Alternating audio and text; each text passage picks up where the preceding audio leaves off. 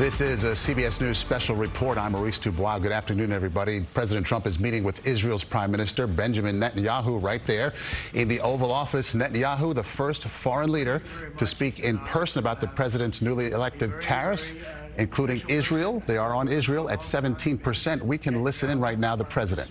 Israel, and we had lunch together. We had meetings together, along with his very capable staff. And I think we've come up to some pretty good solutions and conclusions. And we'll be working a little bit after this. And then I assume you're going back home. Yes, sir. This is a quick stop, in and out. But we appreciate you being here. And we are a friend of Israel, as you know. I would say that I'm by far the best president that Israel has ever even thought of seeing. And it's an honor to be so, and to be so thought of. And many friends in Israel. They are not in an easy area. It doesn't go easy, but we are helping them. And likewise, they've been helping us very much. And so we'll see how it all works out. But we had great discussions today, I think, on the obvious subject of Iran, and also the less obvious subject with respect to Israel, and that's trade. And I think the Prime Minister is going to tell you a little bit about trade and what they're doing for the United States. So I want to thank you all for being here. Thank you very much. And thank you. Benjamin, thank you very much. Thank you, Mr. President. Thank you, Donald. Thank you. Mr. President, I want to first thank you for inviting me again to the White House. You've been a remarkable friend of the State of Israel. You stand by us. You're standing with us. You are a great, great champion of our alliance. And you actually do the things that you say you do. And I think that people respect that enormously. I certainly do, and the people of Israel do. And I think the Jewish people do as well. We just saw your representative in the Department of Justice fighting anti-Semitism, standing up for Israel in international forums. I just want you to know from the heart, it's deeply, deeply appreciated. As you said, we had the opportunity to talk today about many subjects. First, if I can mention tariffs, it's a subject of some interest today. I can tell you that I said to the President a very simple thing. We will eliminate the trade deficit with the United States. We intend to do it very quickly. We think it's the right thing to do. And we're going to also eliminate trade barriers, a variety of trade barriers that have been put up unnecessarily. And I think Israel can serve as a model for many countries who ought to do the same. I recognize the position of the United States. It says, you know, we're allowing other countries to put tariffs on us, but we don't put tariffs on them. And, you know, I'm a free trade champion, and free trade has to be fair trade. And I think that's basically the position that you have put forward, Mr. President. We are going to eliminate the tariffs, and rapidly. I had the opportunity to speak to Secretary Lutnick yesterday. We talked about how we could effect this quickly, and I hope to bring the solution very quickly. We're not talking about intentions. We're not talking about you know, just words. We're talking about results. And those results are going to come back. So that's the first. Thank you very much. It's very nice. Thank you. Thank you. Mr. President, what about the hostages here? Well, What about the Let him finish. didn't finish. I'm going to begin. We spoke about not only the hostages, but about Gaza. The hostages obviously is a human story of just unbearable agony. I speak to the families. I spoke to them yesterday. Spoke to another one when I was in Hungary before I came here. I speak to them every day. They're in agony. The hostages are in agony, and we want to get them all out. Steve Witkoff, who's President Trump's very able representative, helped us get a deal that got 25 out. We're working now on another deal that we hope will succeed. And we're committed to getting all the hostages out, but also eliminating the evil tyranny of Hamas in Gaza, and enabling the people of Gaza to freely make a choice to go wherever they want. I mean, they should have that choice. And the President put forward a vision, a bold vision, which we discussed as well, including the countries that might be amenable and are amenable to accepting Palestinians of their free choice if they choose to go there. And I think that's the second thing that we discussed. But the hostages came right on top. We also discussed the situation in Syria. We've had neighborly relations with Turkey that have deteriorated, and we don't want to see Syria being used by anyone, including Turkey, as a base for attack in Israel. Turkey is a country that has a great relationship with the United States. The president has a relationship with the leader of Turkey. We discussed how we can avoid this conflict in a variety of ways, and I think we can't have a better interlocutor than the President of the United States for this purpose. And of course, we also discussed Iran. Look, we're both united in the goal that Iran does not ever get nuclear weapons. If it can be done diplomatically in a full way, the way it was done in Libya, I think that would be a good thing. But whatever happens, we have to make sure that Iran does not have nuclear weapons. That's the end of my speech. Mr. President, We're having direct talks with. Wait. We're having direct talks with Iran, and they've started. It'll go on Saturday. We have a very big meeting, and we'll see what can happen. And I think everybody agrees that doing a deal would be preferable to doing the obvious, and the obvious is not something that I want to be involved with, or frankly that Israel wants to be involved with if they can avoid it. So we're going to see if we can avoid it. But it's getting to be very dangerous territory, and hopefully those talks will be successful. And I think it would be in Iran's best interest if they are successful. We hope that's going to happen. And we had just a lot of good talks on a lot of things. I appreciate very much what you said about the tariffs. We've been ripped off and taken advantage of by many countries over the years, and can't do it anymore. Just can't do it anymore. Can't be the stupid people anymore. And it's all because of the people that sat in the seat right here. Not your seat, but this seat. They allowed things to happen to our country that they shouldn't have allowed to happen on trade and other things, many other things. I mean, look at what's happened with our last president, where he allowed millions of people to come into our country with an open border. Who would want an open border? How stupid was that? But he allowed millions and millions of people, and of the millions, and I think it was 21 million people, but let's say 3 of them were serious criminals, serious murderers and drug dealers and gang members and people from jails. All the jails emptied out right into our country, right along the open border on Mexico, generally the Mexico. They came in from Canada too, by the way, a lot. But generally speaking, on the southern border. And what a shame it is that we are now working very hard to get them out, get the criminals out, get the murderers out, the drug dealers, the mentally insane, get them out. They dropped the mentally insane in our country too. And this was all done by the Biden administration. It's a disgrace that we have to work so hard. And then we have judges that try and protect these people, but they didn't protect us when the people were being let in. But to get them out is never easy with these people. So I think we're doing a great job. The border is the best it's ever been. Even as strong as it was, I had a great, solid border. I think it might even be tougher right now and stronger. So people are coming into our country, but they're coming in legally. We have a legal process, and we have that moving along properly, because we need people to come into our country, but we want people that can love our country and cherish our country. So that's where we are. And with that, any questions? Mr. President, the European Union back into the markets today, and would you be open to a pause in tariffs to allow for negotiations? Well, we're not looking at that. We have many, many countries that are coming to negotiate deals with us, and they're going to be fair deals. And in certain cases, they're going to be paying substantial tariffs. There'll be fair deals. As you know, I spoke this morning with the Prime Minister of Japan, and we had a very good conversation. They're coming.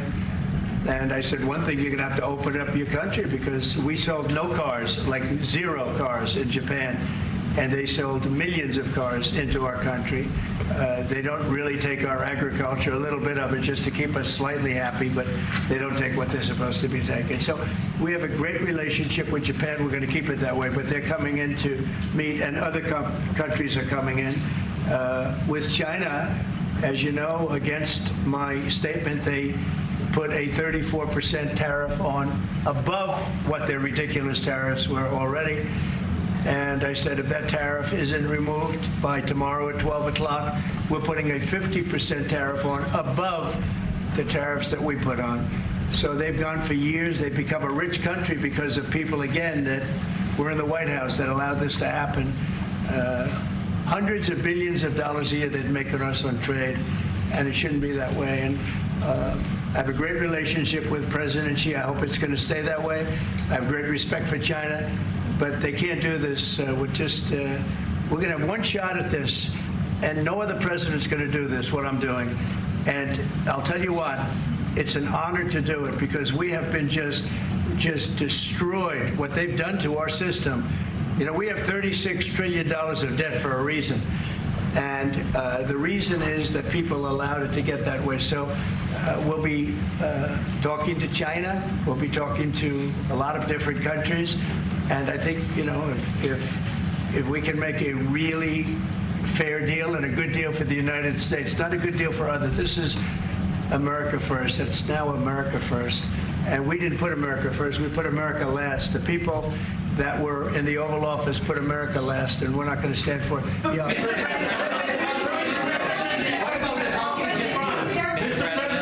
President, represent the U.S. in the talks with Iran.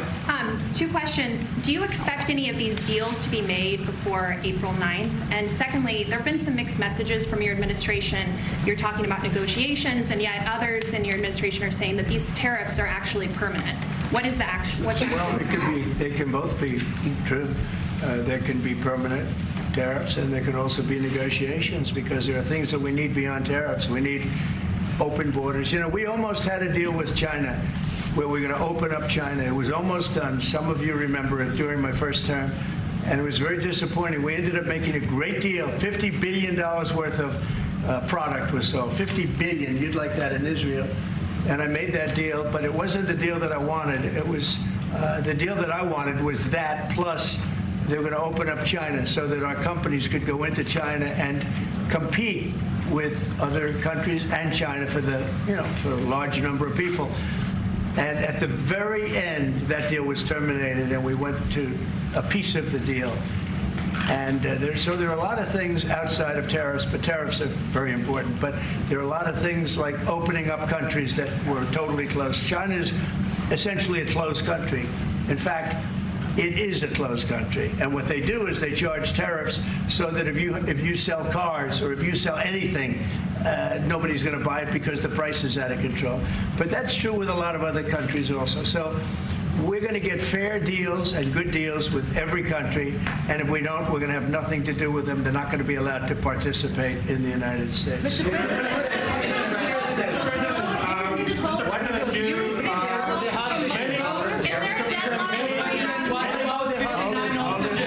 Mr. President, many of time. This gentleman is all day long.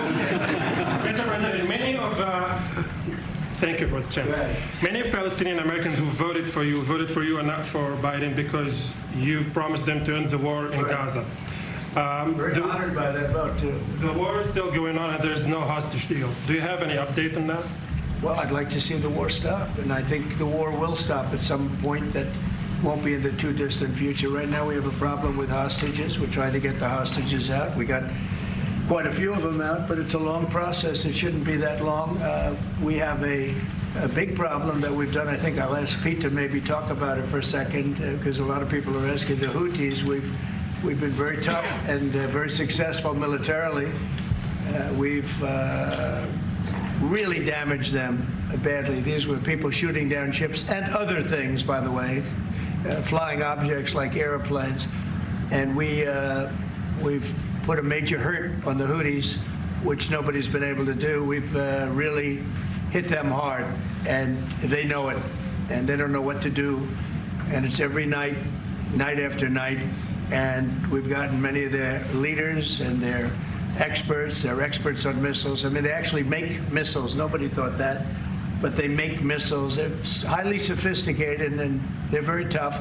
But they've been very badly damaged. Nobody else was able to do that but us. Pete, you want to discuss that, please? Yes, sir. It's been a bad 3 weeks for the Houthis, and it's about to get worse. It's been a devastating campaign, whether it's underground facilities, weapons manufacturing, bunkers, troops in the open, air defense assets. We are not going to relent. And it's only to get more unrelenting until the Houthis declare they will stop shooting at our ships. And we've been very clear with the Iranians as well.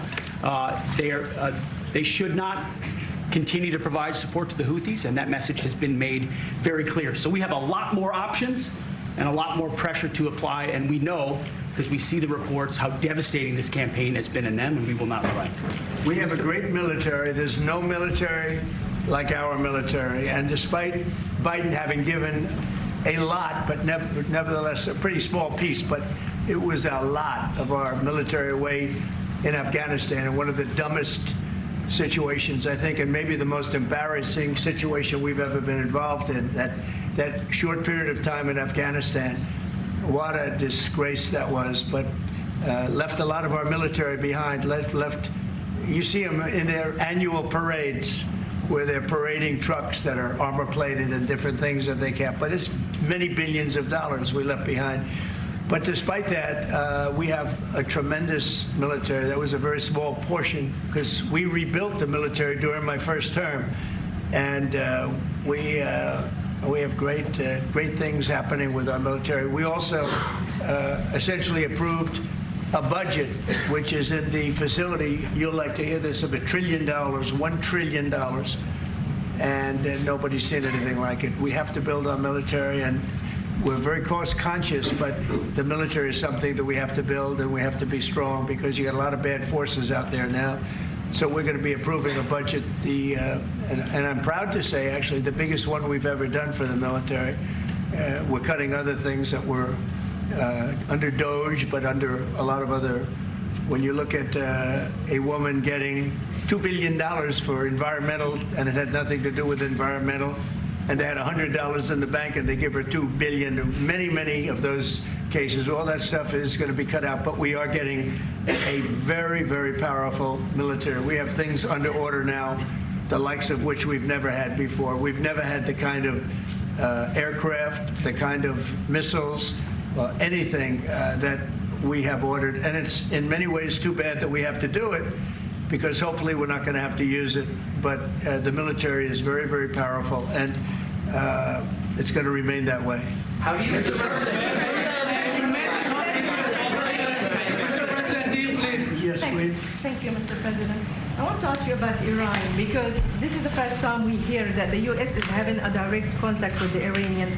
Is it possible to give us some more information at what level the U.S. is represented? High level, very high level. And we're dealing with the Iranians. We have a very big meeting on Saturday, and we're dealing with them directly. You know, a lot of people say, oh, maybe you're going through surrogates, or you're not dealing directly, you're dealing through other countries. No, we're dealing with them directly, and maybe a deal is going to be made. That would be great.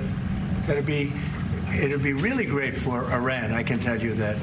But hopefully, we're not going to have to get into that. We are meeting very importantly on Saturday at almost the highest level, and we'll see how it works out. Please. How do you ensure, Mr. President, that these tariffs don't drive U.S. trading partners into the hands of the Chinese? I'm not worried about it. I'm not worried about it. If they want to be in the hands of the U.S., they don't want to be in the hands of the Chinese. And the Chinese have turned out to be really not very good at that.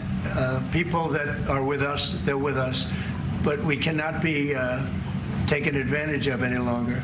I used to watch these deals for years. I've been talking about it for years. You know, I've been talking about it for 35 years, how our country is being ripped off. I mean, 30 years ago it was Japan, then it was something else, then it was another group, then it was China. China's doing the best job of it, frankly. And it's just not going to happen. Not going to happen. Mr. President, you said it may take. has said that they And so we've been listening to a discussion there in the Oval Office. President Trump alongside Israeli Prime Minister Benjamin Netanyahu meeting face to face. And the president there talking about many things, including, of course, tariffs. Another day where the markets have been going all over the place. They're flat at the moment, but he talked about other countries have been calling to make deals, including Japan. Netanyahu said Israel will eliminate the trade deficit rapidly. And then on China, he said we will slap a 50% tariff on China if they don't drop the 34% tariff they put on us, the United States, in retaliation to the tariff we put on them, the United States, 34% last week as well. A lot to follow there. And he also announced, perhaps very importantly, that the U.S. is going to have direct talks with Iran on Saturday. Let's bring in Chief White House correspondent Nancy Cordes. That was only 18 minutes of dialogue there, and a lot was discussed. What did you hear? Hey, Maurice. Well, we saw Prime Minister Netanyahu taking one of the many tacks that world leaders have been considering in response to these tariffs that President Trump imposed last week on the rest of the world. He slapped a 17% tariff on Israel, and now you had the Prime Minister sitting there next to President Trump saying that he is going to work to very quickly eliminate the trade deficit with the United States. Why is this important? Well, President Trump has made it very clear that one of the things that angers him the most is the fact that there are many countries who sell more goods to the United States than they buy from the U.S. And Netanyahu clearly knows that, so he says he is going to right that situation. It won't be so easy for some other countries, however, Maurice, especially poorer countries who sell goods to the United States cheaply and can't necessarily afford to buy as many goods as they sell. Nevertheless, this is one approach. We've seen a number of approaches today. Bangladesh, for example, asking the White House to impose a 90-day pause on the tariffs on that country, and EU countries offering to zero out their tariffs on cars if the U.S. does the same. Every country trying to figure out exactly what might work here, Maurice. Okay, Nancy Cordes, thank you. Let's bring in our Chief Washington correspondent, Major Garrett. Major, Commerce Secretary Lutnick, he was on yesterday with Margaret Brennan on Face the Nation. She asked him directly a number of times, are these tariffs for negotiation? What's the deal here? And he said they are serious. They are not for negotiation. Trump is not kidding. What did you hear today as he said that, look, everyone's been calling Japan, they want to make a deal? What did you hear? Right. The president said they can be both, a negotiating tool and permanent. We don't know. The markets are roiled because of that uncertainty, Maurice. The Dow Jones Industrial Average, just as an example, traded within a range of 2,000 points today alone. Up and down, up and down. The market's moving on inferences drawn from social media posts, things that administration officials said over the weekend or said this morning, always trying to figure out exactly what the horizon, time-wise and magnitude of this tariff policy for the President of the United States will be. Because of that uncertainty, traders don't know which direction to go. That is probably going to continue as this week plays out, because the president says it can be permanent or it can be a negotiating thing. They cannot possibly be both, not for the long haul, but for the next hour, the next day, maybe for all this week, they can be. That volatility will inevitably continue. And just to pick up on what Nancy and you noted, Maurice, it is significant, deeply significant, that the president said there will be very high-level direct talks with the Iranians this Saturday.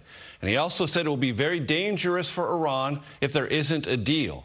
And with the Israeli prime minister sitting right next to him, the world can fairly infer from that if these talks don't create an arrangement satisfactory to the President of the United States, the next option, the one the Israelis have been considering for months, if not years, would be a military assault on Iran in order to degrade or eliminate its pursuit of a nuclear weapon. That hangs very heavily over these direct talks on Saturday, and it is breaking news for the president to announce those talks will occur. Most certainly. Okay, Major Garrett, thank you so much. As the president said, they are getting close to dangerous territory with Iran. All right, let's bring in our Money Watch correspondent, Kelly O'Grady. Wild day on the markets. Once again, 3 extraordinary days we have been watching here. Today, right now, the markets appear to be flat at the moment. What's going on? Well, look, we've talked about long-term gain, short-term pain. Investors are focused on the short term. Why? Because when a company reports their earnings and they say, I'm making less money and my profits are going down because of tariffs and consumers are spending less, investors don't want to be a part of that. And if our team can actually pull up the Dow, I want to show you exactly how that short-term view and volatility impacted. So China over the weekend pretty much closed the door on negotiations. That's why you see that big red there. There's so much in the red when we opened. And then there's that little green. There's a little bit of hope based on a report that turned out not to be true, that there would be a 90-day pause. Investors got excited. Then the White House came out and said, you know what? That's not true. And in fact, we're going to have more tariffs against China potentially. All of that short term, that's how investors are reacting. The market's not the economy, but investors are trading on the what if, Maurice. Okay, we're all watching. Kelly O'Grady, many thanks to you. And our coverage will continue on CBS News 24/7. Your local news ad tonight on the CBS TV News. We'll have a full roundup for you. This has been a CBS News special report. I'm Maurice Dubois.